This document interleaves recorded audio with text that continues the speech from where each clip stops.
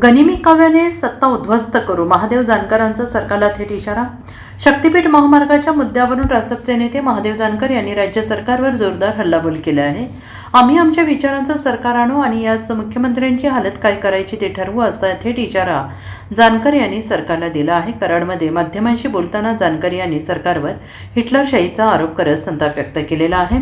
आम्ही शेतकऱ्यांसाठी लढतोय, आम्ही काही गुंड मवाली चोर नाही, तरी आम्हाला उचलून नेण्याची गरज काय होती, असा सवाल त्यांनी उपस्थित केलेला आहे. तसंच विरोधी पक्षातील चळवळी मोडून काढण्याचं भाजपचं षडयंत्र असलं तरी आम्ही त्याचे बाप आहोत, असं म्हणत जानकर यांनी सरकारला थेट आव्हान दिलंय. त्यांच्याकडे सत्ता साधनं मस्ती असेल, पण आम्हाला गनिमी कावा चांगलाच येतो. शिवाजी महाराजांच्या प्रतापगड साताऱ्यातच आहे. आम्ही गनिमी काव्याने सत्तेला उद्ध्वस्त करू, असा इशारा महादेव जानकर यांनी दिला आहे.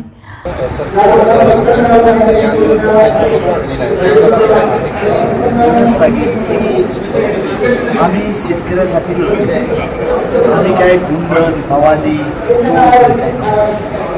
या राज्य सरकारनं जी माझी राजू शेट्टी असतात, सत्तार साहेब असतील, आमच्यावरची उचलून द्यायची काही गरज नव्हती. आणि कॅबिनेट मिनिस्टर होते, त्यांना आम्ही सरळ बोलतो तो आम्ही आंदोलन करणार आहे, परमिशन दिली नाही, तुमचा कायदा करा.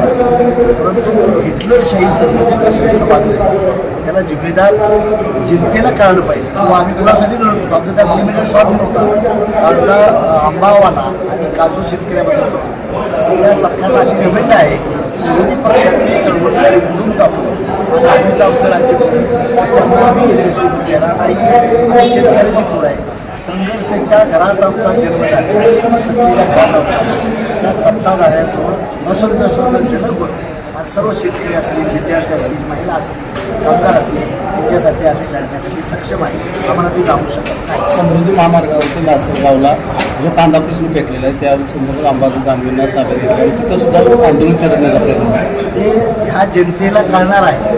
अंबादास दानवे असतील, राजू शेट्टी असेल किंवा आमच्यासारखे कार्यकर्ते, हे विरोधी पक्ष जिवंत ठेवायचं नाही, ही भारतीय जनता पार्टी. पण आम्ही त्यांचे बाप आहे.